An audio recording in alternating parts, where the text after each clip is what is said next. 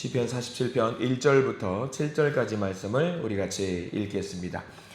시편 47편 1절입니다. 너희 만민들아 손바닥을 치고 즐거운 소리로 하나님께 외칠지어다. 지존하신 여호와는 두려우시고 온 땅의 큰 왕이 되심이로다.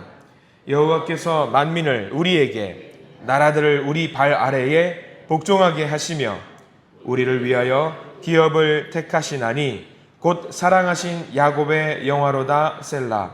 하나님께서 즐거운 함성 중에 올라가시며 여호와께서 나팔 소리 중에 올라가시도다.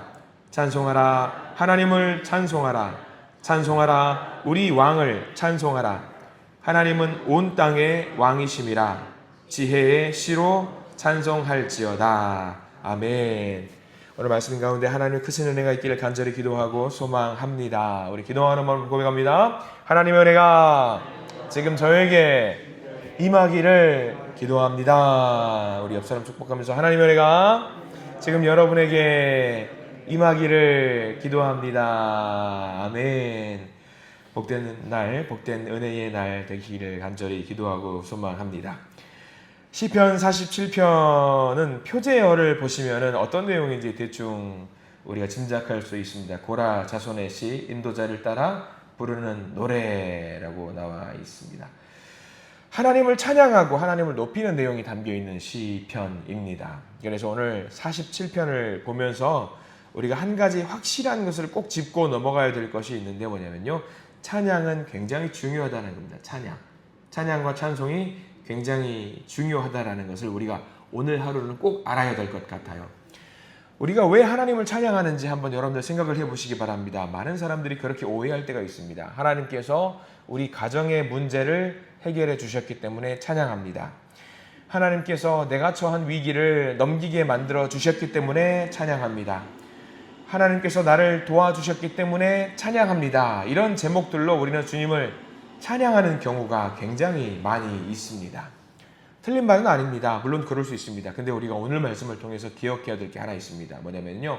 찬양의 제목이 있어서 하나님을 찬양하는 것이 아니라 그냥 하나님을 기뻐하는 것이 찬양. 우리가 반드시 이유가 없더라도 찬양을 해야 되는 것이 찬양입니다. 찬양을 하기는 해야 되는데 뭘 찬양해야 된다는 건가? 그분이 우리에게 무엇을 해주셨는지, 우리에게 무엇을 해주셨기 때문에 우리가 찬양을 해야 되는 것이 아니라 우리가 이런저런 아픔의 문제를 가지고 주님 앞에 나왔는데 기도의 응답도 없는데 뭘 찬양하라는 건지 뭐 그런 고민들을 많이 하잖아요. 우리 아들이 회사에 취업이 되기를 바라는 마음으로 기도했는데 응답도 없는데 무슨 찬양을 하라는 건가? 우리 손자, 손녀가 학교에서 시험을 잘 보게 해달라고 기도했는데 시험을 망쳤어요. 그럼 여러분 찬양 안 하실 겁니까? 우리의 마음이 그렇다라는 거죠. 우리가 여러 가지 조건을 달고 기도를 하고 조건을 달고 찬양을 하는 것이 아니라 그냥 찬양하라는 거예요. 여러 가지 이유, 어떤 그런 것에 구분하지 말고 찬양을 해야 된다라는 것을 오늘 시편 47편에서는 우리에게 이야기를 해주고 있습니다. 간단합니다. 왜 간단할까? 하나님이 왜 우리 하나님이신지 이유를 알면은 찬양하는 이유가 명확해집니다.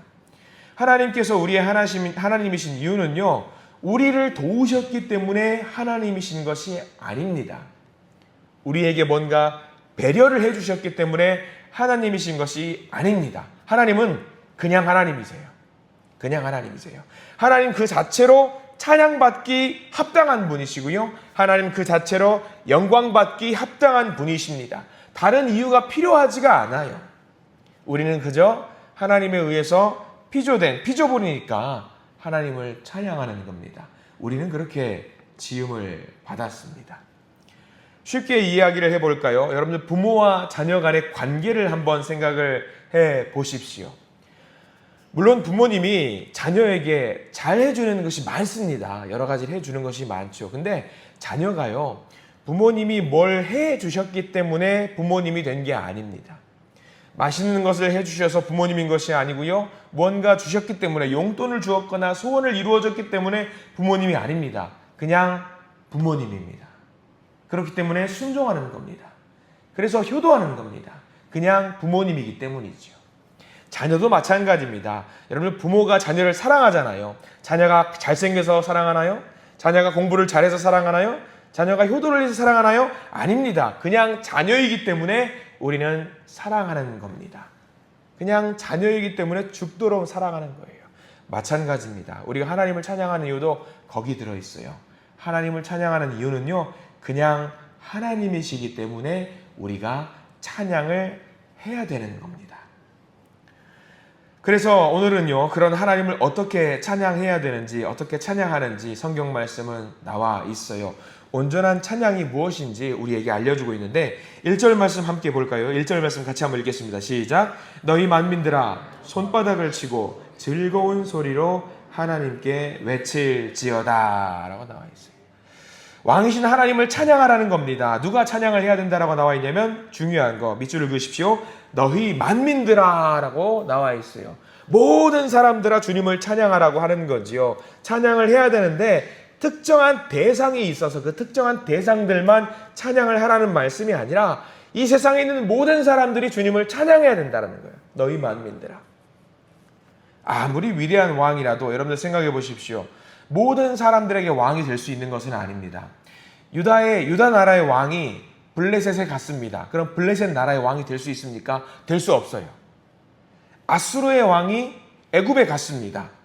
아수르의 왕이지 애굽의 왕이 아닌 겁니다. 그 나라의 왕만 찬양을 받을 수 있습니다. 근데 오늘 말씀은요, 모든 백성이 찬양을 해야 된다라고 나와 있어요. 누구만 그렇게 찬양을 받을 수 있을까요? 하나님만 그렇게 찬양을 받을 수 있습니다. 하나님만이 찬양받는 분이라는 거죠. 모든 사람들의 왕이 될 수 있다라는 거지요. 모든 사람의 왕이 될 수 있기 때문에 조건을 달고 누구는 왕, 누구는 왕이 아닌 것, 그럴 수 없는 거예요. 무조건 찬양을 해야 됩니다. 그냥 찬양을 해야 되는 겁니다. 그만큼 찬양은 중요한 것입니다. 사무엘 선지자가 했던 말 중에 유명한 말이 하나 있습니다. 여러분들이 잘 알고 있는 말이고요. 여러분들이 애정하시는 말인데요. 나는 기도를 쉬는 죄를 범하지 않겠노라 라는 그런 구절을 여러분들이 알고 있을 겁니다. 기도는 그래요. 기도는 그렇습니다. 그럼 여러분들 찬양은 어떨까요?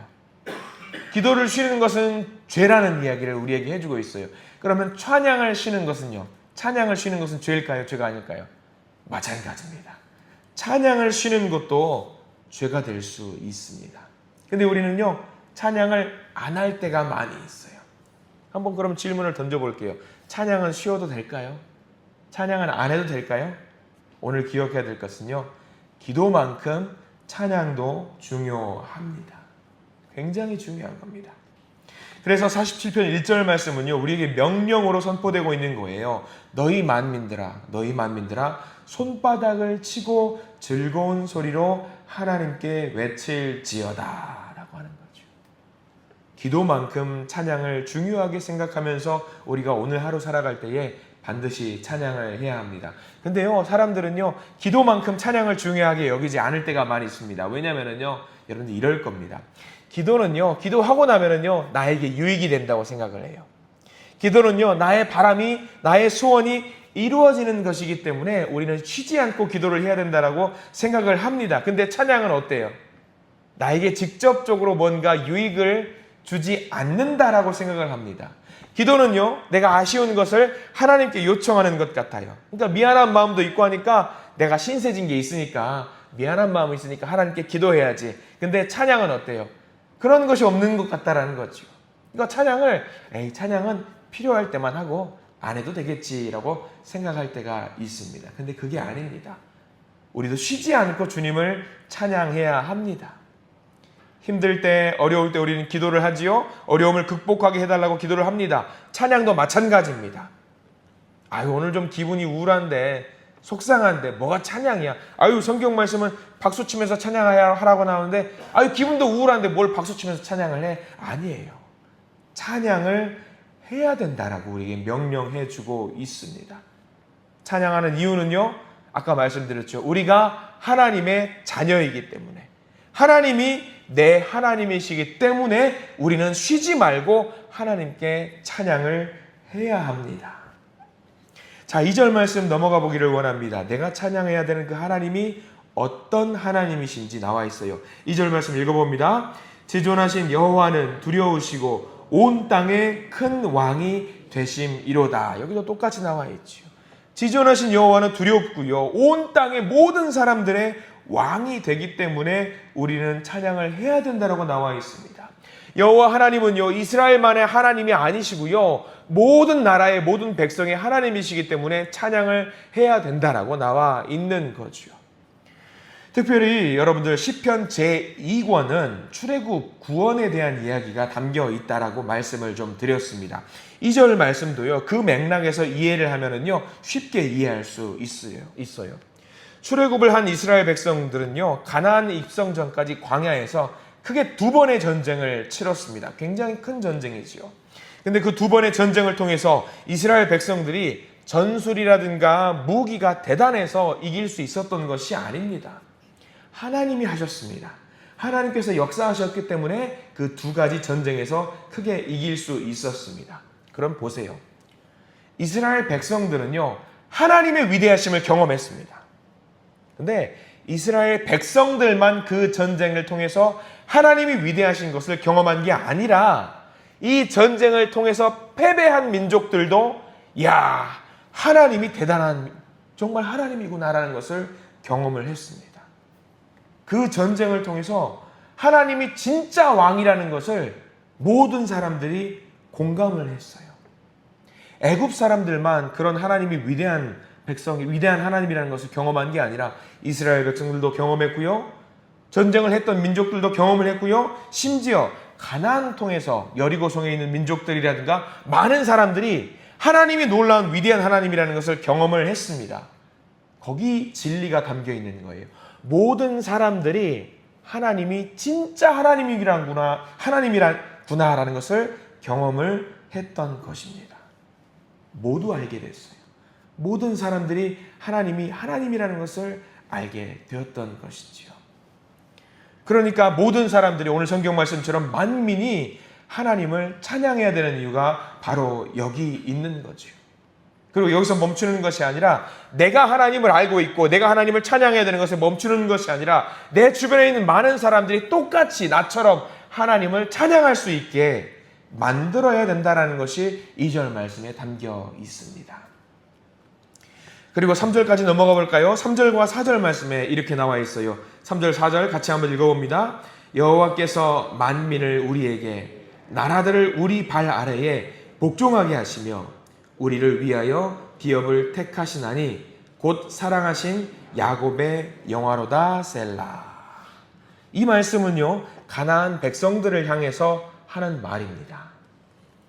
하나님께서 가나안 이방 민족들을 점령하게 만들어 주셨습니다. 그리고 그 땅을 주셨습니다. 왜 주셨나? 찬양하라고, 하나님을 높이라고 이 말씀을 주신 거지요. 그래서 오늘 1절과 4절 말씀 그리고 7절까지 말씀을 통해서 우리가 잘 알아야 됩니다. 하루 종일 찬양해야 돼요.